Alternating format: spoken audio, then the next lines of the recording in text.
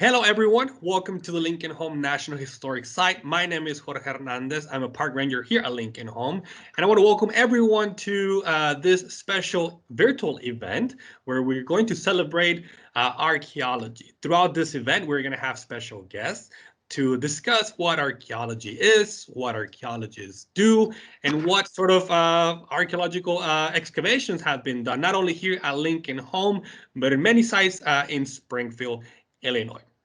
Today, for this video, I have a special guest with me. His name is Floyd Mansberger. He's an archaeologist and director of the Fever River Research. Floyd, how are you? I'm fine. Thank you, Jorge. Before we begin to talk about, the work you've been doing, I want to use this video, this opportunity to set the stage for the event that we are having today.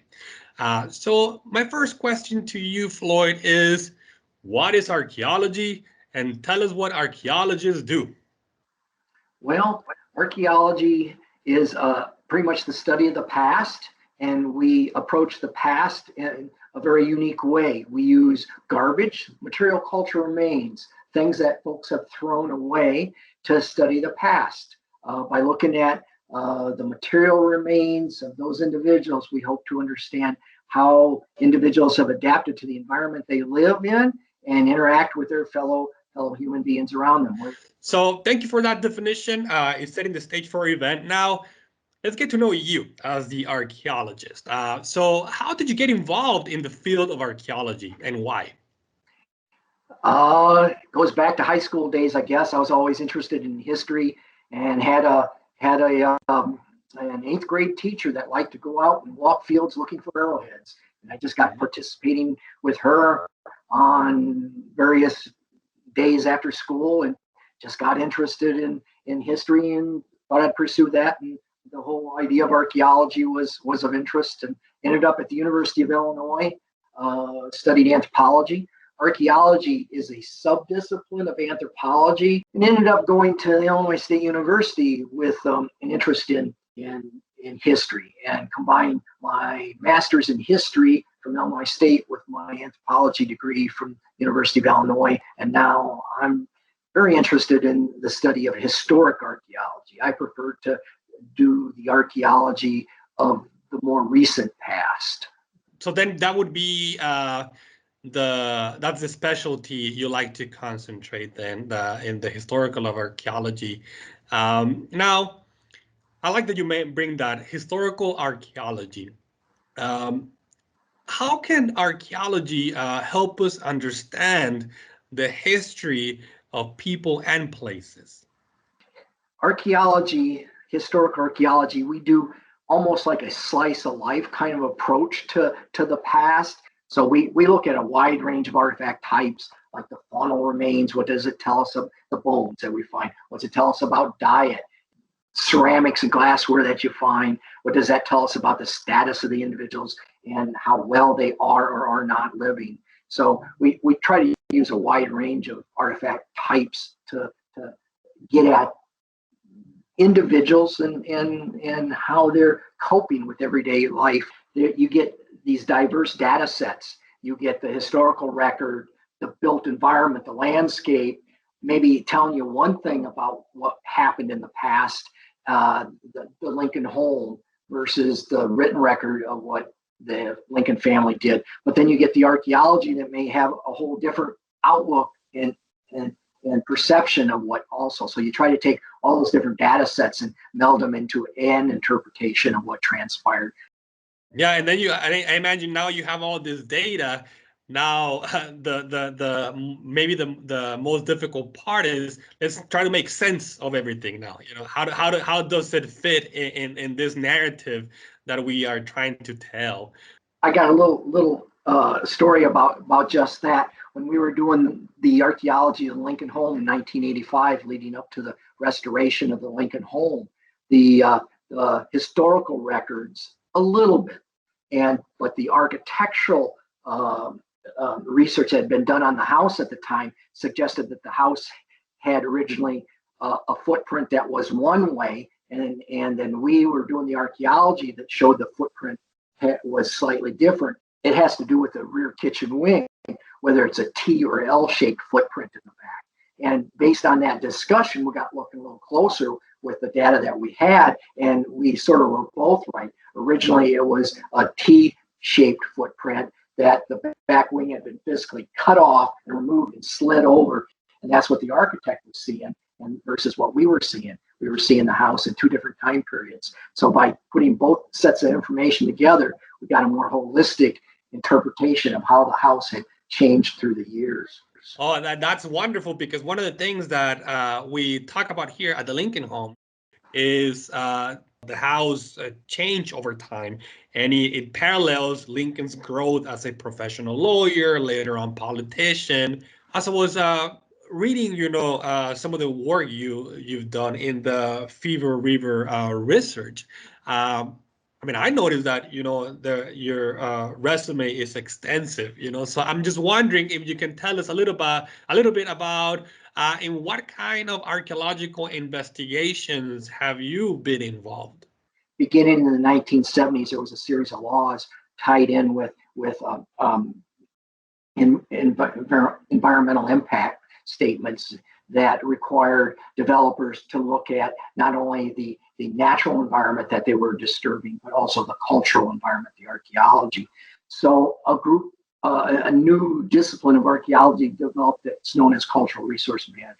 And that's what I do. One of our clients has been the Department of Natural Resources, and it's taken us from one end of the state to the other. We've worked on a series of canal boats along the Illinois Michigan Canal, the Jugtown Pottery, a salt glaze pottery production site in Grundy County near Morris from the 1850s. And also over those years, we very early started doing work for the National Park Service. I was fortunate to start work on the Lincoln Home Restoration Project, 1985. We did a lot of archaeology around those projects before the restoration of the houses took place. And also another project we were very involved with was the Abraham Lincoln Presidential Library and Museum. Since you mentioned that you have been working in the Lincoln Home in many occasions, it's not only one project, but several ones. So I was wondering if you can share with our viewers what areas of the Lincoln Home National Historic Site have been excavated, and can you tell us a little bit about that archaeology history of the site? What brought me to town, but it was the research leading up to the 1987-88 restoration project for the Lincoln Home itself. And as part of that, we did fairly extensive work around the perimeter of the Lincoln Home and actually underneath it, beneath some porches and such. That summer of '85, we also did some exploratory work at the Shutt House, the Allen Barn, and the Cook House. Then over the years, we returned and did work for the Dean House, the backyard of the Dean, as well as at the Corneau site, and adjacent to it, the Spring House. And we also worked at the Du Bois House, did a lot of work around the Du Bois, both the house proper and the carriage barn. Now that we got an idea of the places that have seen all of this research, I'm wondering, Floyd, what sort of artifacts have those investigations found, and what can those artifacts teach us about the Lincolns, their home, and the neighborhood? Yeah, that's a good question. The excavations that we've done have been sort of in two different areas on each of these house lots in the neighborhood. Part of the excavations have focused around the actual houses, and our work has generally been a very narrow band around the perimeter of those buildings to assess areas that were to be impacted by the restoration work. You do get some artifacts up in those areas, generally speaking, mostly small ground up material in sheet midden deposits, just on the surface, crunched in. They tell us a little bit about the lifeways of the people. But the backyard activity areas where we excavate, you'll find structural information back there are associated with carriage houses, privies, and the privy pit is sort of the gold mine for the archaeologists. They often they often were a receptacle for not only human waste, but household waste. Uh-huh. That household waste that is extremely interesting. You can get a large assemblage of artifacts in one location from one time period that have great interpretive value. And it's the context of the artifacts and their association with other artifacts, and that allow us to really start tweaking about the quality of life and the families at one particular point in time. No, yeah, you're right. I mean, it's better to find multiple artifacts to get a better picture of this is what the family ate, this is how the family behaved, this is what they cooked, based on the animal bones you find. And that has helped us, us understand more or less the way of life of people in Springfield in the 1840s and 50s and 60s. Looking at all the projects that you have been working on here at the Lincoln Home, I'm just kind of wondering what has been the most interesting artifact you have found while doing archaeological investigations here at the Lincoln Home?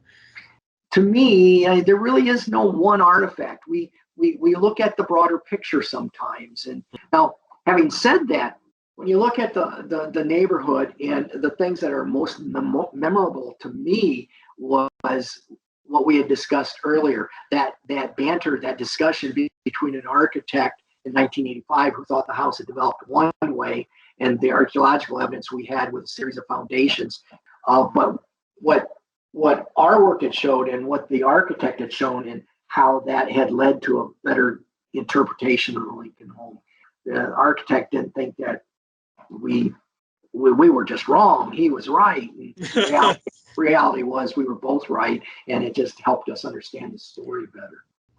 And we in present day have a perception of what the past was like, and that perception is often biased by our current thought about the present day. And I think that's one of the things archaeology is able to help too.